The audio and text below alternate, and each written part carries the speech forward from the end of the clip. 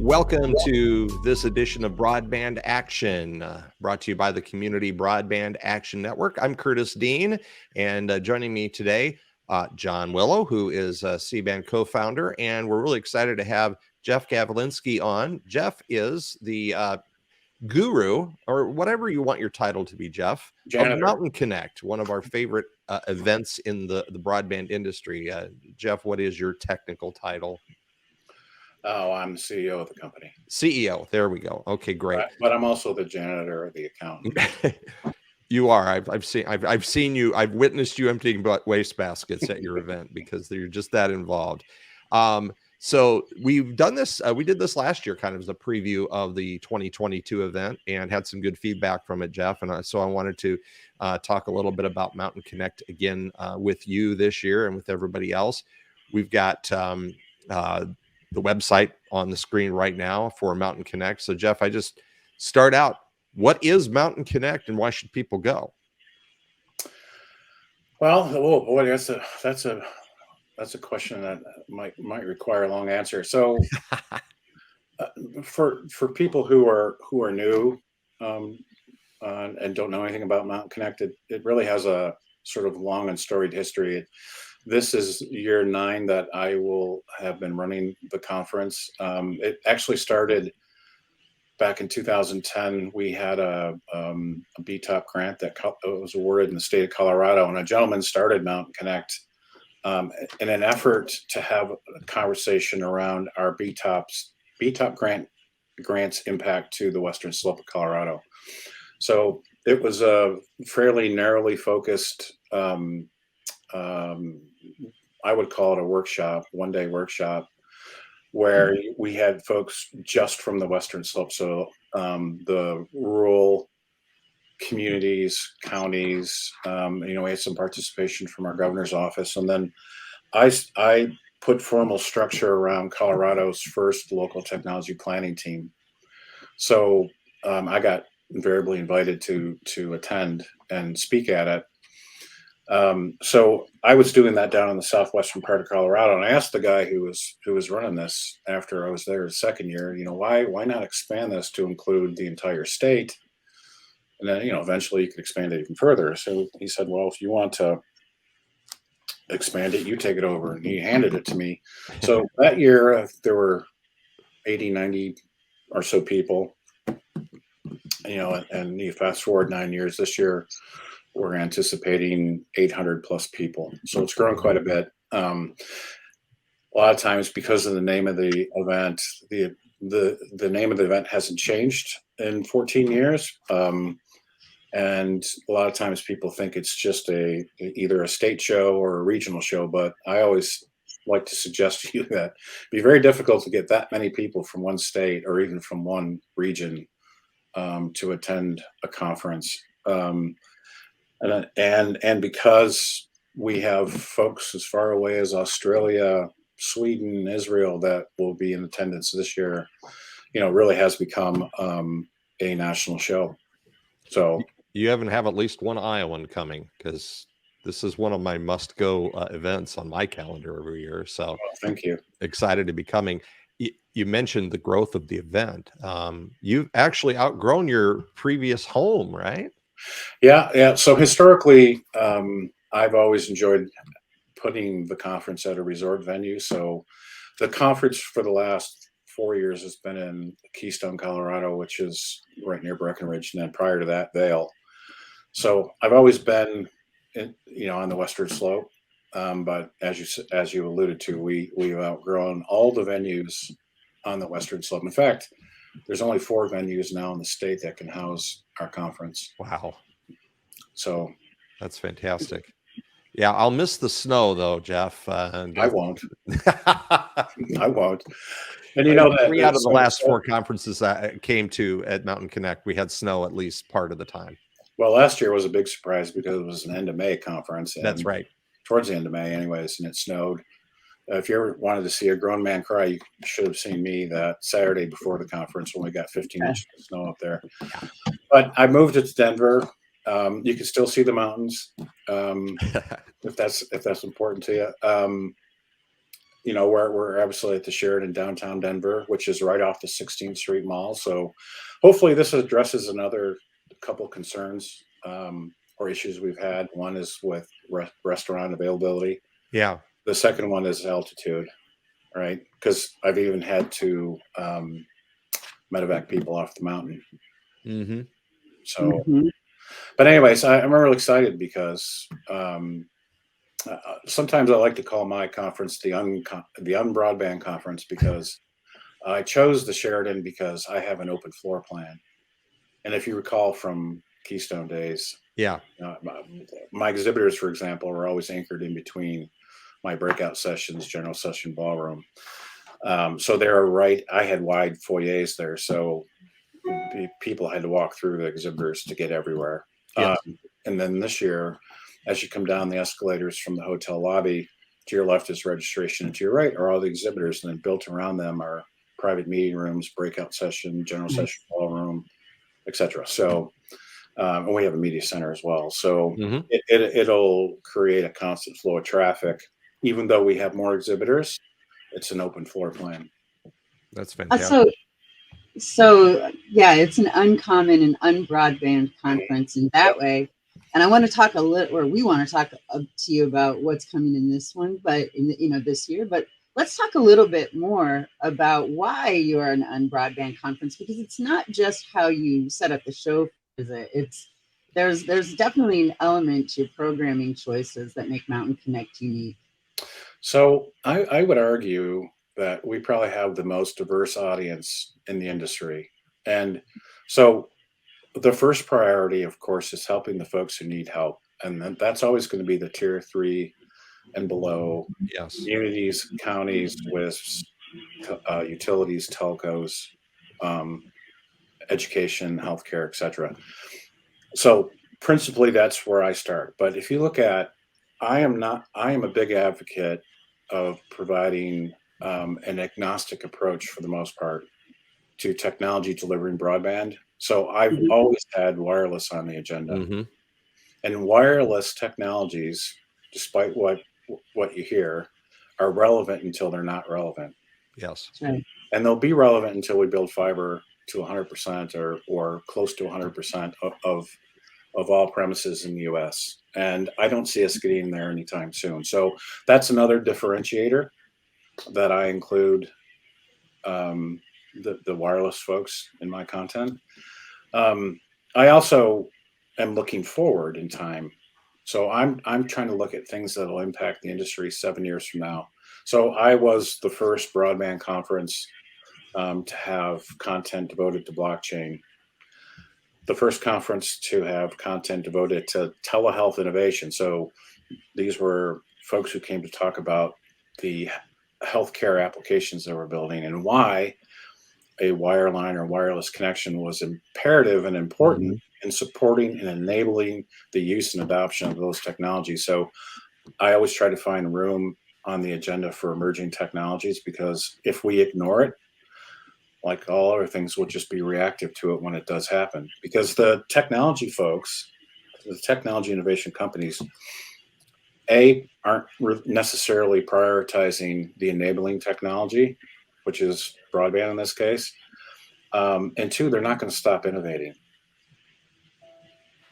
That they're simply not. So we need to be prepared. And this is a really important time because we're about to get injected with $41+ billion. So as we design, build, and start delivering services off of these new networks, we need to consider what the future impacts are going to be. And one last thing, the conversation the last few years has, generally speaking, been around for the most part around, the last mile. I think the conversation needs to be extended out into the core. So that means that we don't just talk about middle mile, but we talk about things that are going to reduce the cost of broadband, that are going to bring content closer to the edge. And in rural markets, how do you aggregate rural demand regionally? So for content, for edge technologies, etc.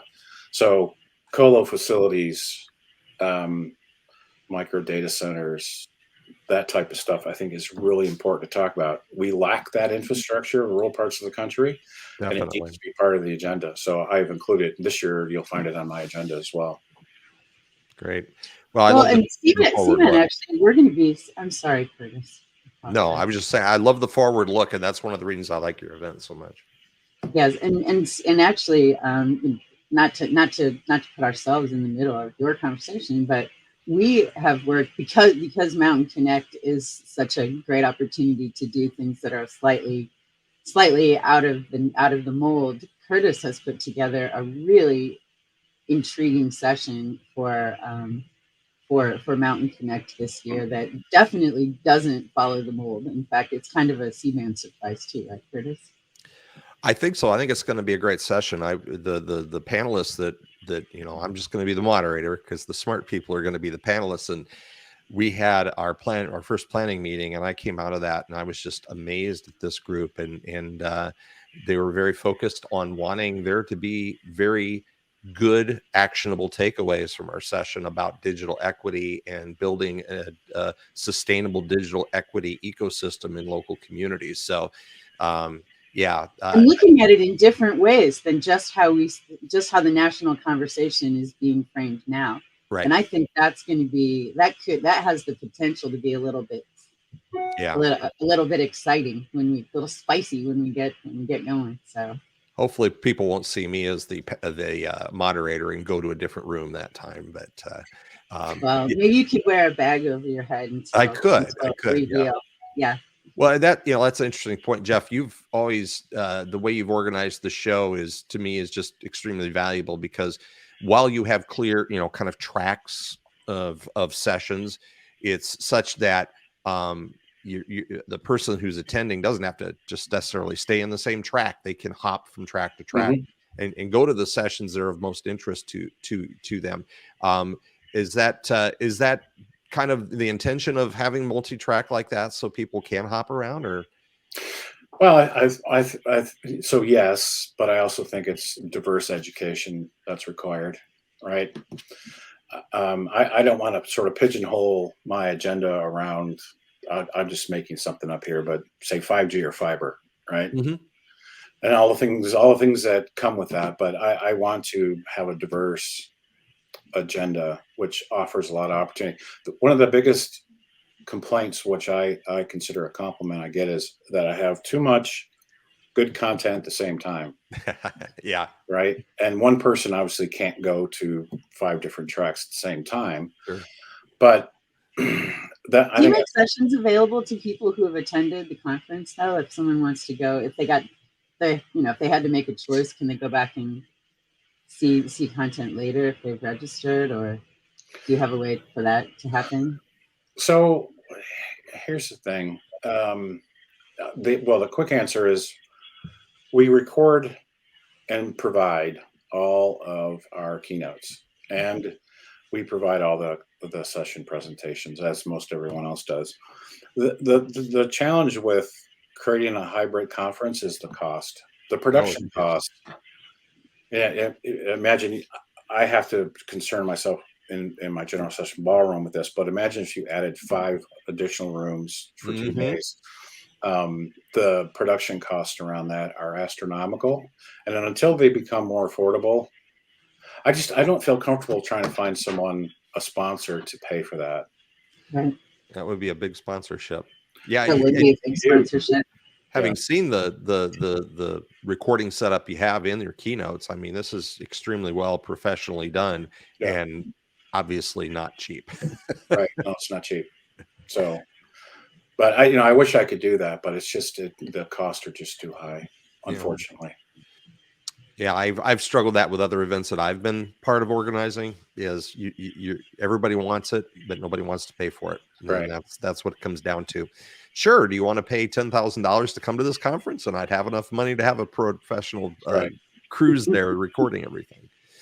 If not, it's just me and my phone, which is of limited value. That's a little bit of an exaggeration, but we can let it go this time. Jeff, Well, that's okay. tell us what's exciting coming up. What when people come to see Mountain Connect this year, what is going to blow their minds that you are ready to share? Well, you asked that question, but I can't answer. I know. I'm sorry. I have a surprise that I can't talk about just yet. Well, I wouldn't talk about it anyways because it's a surprise. So you're gonna have to come to the conference to see it. And it's an emerging. It's around emerging technologies, but we'll be the first conference in the Americas to do what I'm going to do this year. Outside of that, we're the first. Last year, we were the first national conference after the Notice of Funding Opportunity. And this year, we're the first national conference after the funding allocation announcement at the end of this month.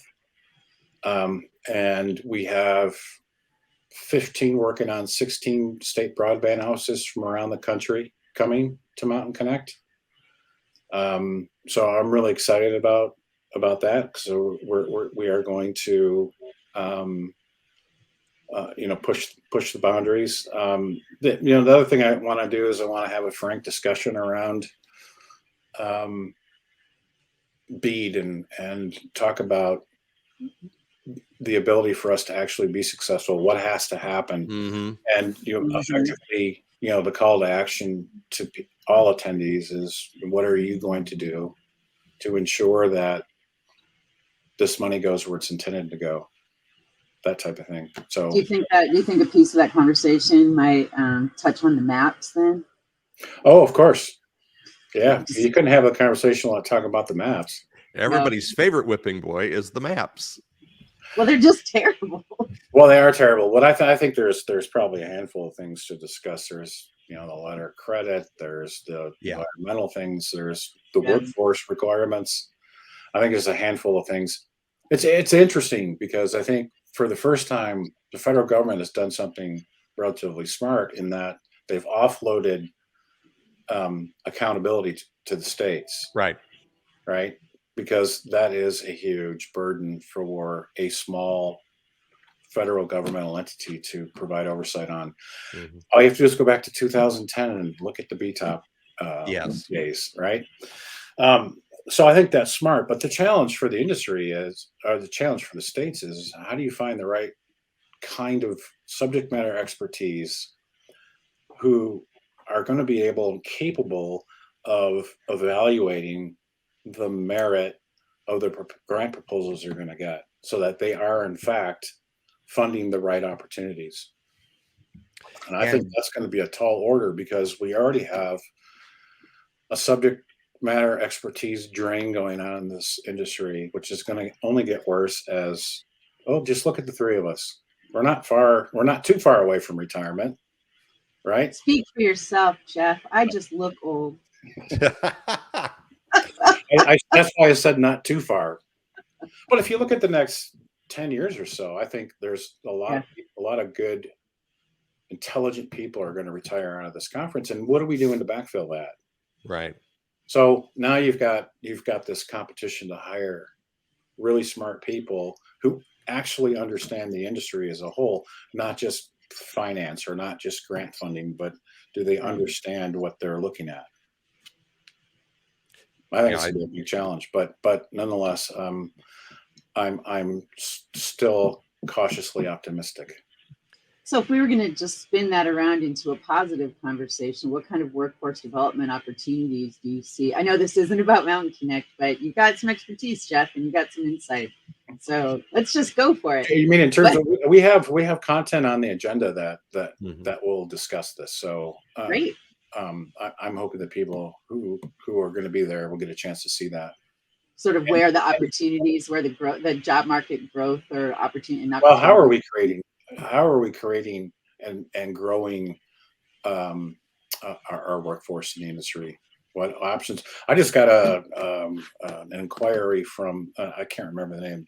Of course, I can't remember because we're on this podcast. But they wanted to talk about workforce development. But it's a national organization, so I do think that this is a broadly accepted idea that we have a challenge in the industry, and how do we overcome that? And the only way we can do that is to collaborate together. Right. It'll be interesting to see where those jobs end up being too. Will they be in the office? Will they be mostly field jobs? Will there be a combination? Will we be in institutions or in private industry? Like, who's going to succeed, or where is that ecosystem energy going to collect? I'm really interested to see that too. Yeah, as am I. So Jeff, I know you're the parent of Mountain Connect, so it's always unfair to ask a parent who their favorite child is. But and you're running around like a chicken with your head cut off during this conference, gracefully, oh, very gracefully. So if you could just attend Mountain Connect this year and go to any session you wanted to and just sit there and soak in the content, are there a few that you see on there that you think would be most interest to you? Well, of course, I would suggest to you all the keynotes and up to the closing remarks, because we have our state attorney general coming in and participating on a panel amongst other really qualified. In fact, I'm going to take a future. There are sort of two keynotes back to back to end the conference, and the last one's going to be, what can we expect over the next 12 months or so? And these will be these are all of the folks on the panel. I'll moderate this one, but it's going to be on. I'm sorry, it'll include all the large industry association CEOs. So we're gonna take a look ahead. Great. I think all of the state BEAD panel discussions are worthwhile going to. There's cybersecurity. There is, which I find very interesting, and a topic we probably need to shed more light on. You really taxed me. Well, of course, there's one on exchange points. I think the lack of internet exchange points. Yes. With another really good session. There are a bunch of really good sessions to look at. I'm sure I've missed some really great ones, but well, I'll just go back and plug CBAN again with asking the hard questions with a truly insightful and engaged panel about, is there a sustainable model for long-term digital equity programming, and especially around the 4 pillars, and teaching digital skills, is a particular interest to me. That's sort of my bailiwick. And we're struggling with that even as an organization right now, or really, we're close to the trailhead. It's not a struggle yet, but we haven't seen it. We haven't seen the golden model, and we haven't seen where institutional will and rubber meet on the road, to prioritize those things over time. Now, it's all early. No one's gotten their money yet, but this isn't permanent money either. So there's just a lot to learn still. There's certainly a lot to unpack, and I think part of the challenge is that there isn't. I don't know that there's a template approach that works. Right. And I do think that if you look at once you get outside of, I always like to say this because I think it's very true, but I think once you get outside of metro areas, one of the challenges that you're going to face is that things are different from community to community. Not every community is built the same. Not every community has the same demographics or economic drivers, or public resources. safety issues, or resources, right? Right. So oftentimes you have to really take a customized approach when you're trying to solve problems. If you believe that that's true, you can't. But oftentimes what I see is a template approach. Yeah. Right? Well, if it works here, it'll work everywhere. And that always feels like going through the motions to me. If you can't take the time to make a specific approach in a specific community based on its needs, then you're going to leave gaps. You can't help a community until you understand who that community is, what drives them forward, etc. In my humble estimation. So it'll be interesting to see how for example, device support and digital training are able to permeate the countryside, if you will, right? Or if they will be able to. Yep. That's one Yeah, of the challenges that we We face could in the digital equity world, right? reinstitutionalize it. We could put it back in schools and colleges. That seems like a very logical place for it. But so far, there hasn't been a spark there. So, well, so I wonder what kind of impact healthcare is going to have, Mm, right? Because I do think if you fast forward 5 to 10 years from now, we're going to have more home care. But more specifically, I think what you're going to see is more diagnostic care inside the home, mhm. right? And that's going to require a few different things. One, a robust connection to the home, but a robust connection potentially inside the home, depending on the correct. diagnostic application. People's willingness, and we're probably going to see this in elder care first. So people's willingness to use that technology, to adopt it, will be key as well. And I think that's where there could be some struggle. Well, That sounds about right. we're finding that that is exactly one of the issues that is there's a lot of part of the reason people haven't adopted technology is because they're afraid of it, and part of the reason they're afraid of it is they don't understand it, and they don't know how to use it safely. So those are some of the issues that we encounter in the digital equity world. And providers know that it's limiting their ability to grow, because there's that last 10% or 15% of the premises that they pass that aren't connecting for these various reasons. And so providers have a very strong interest in pushing Mhm. that as well. So, well, I hate to cut us off. It's been a great discussion, but I really appreciate you being on again with us this year, Jeff.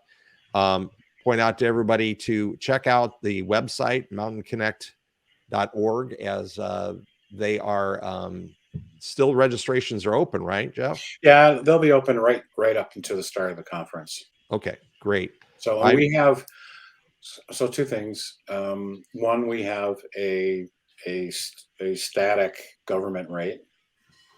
So if you work for a governmental entity, it's the same rate up until the conference. And we need to see more people from Iowa and Minnesota. But yes, absolutely, we will spread the word among our Iowa CBAN members and our contacts here, and certainly I'm looking forward to it. And one of these days, we're going to get John out from Michigan to Colorado, and because Todd, our other co-founder of CBAN, has been out, and I've been there several times, and now it's John's turn.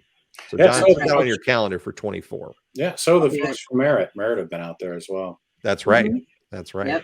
Another Yeah. one of our CBAN members that we're associated with. Well, Jeff, Great hey, partner. thanks. It's been great. We appreciate your time today. Everybody check out mountainconnect.org and attend the Mountain Connect conference. It is in beautiful downtown Denver, and it is coming up in August. And if you go, please stop and find me somewhere, because I'll be there wearing the CBAN shirt and happy to talk to everybody. So thanks again for joining us, Jeff. Thank you both. I really appreciated the Yeah, conversation. thank you. This is great. Absolutely. Lots And of we'll fun. all see you all next time here on Broadband Action.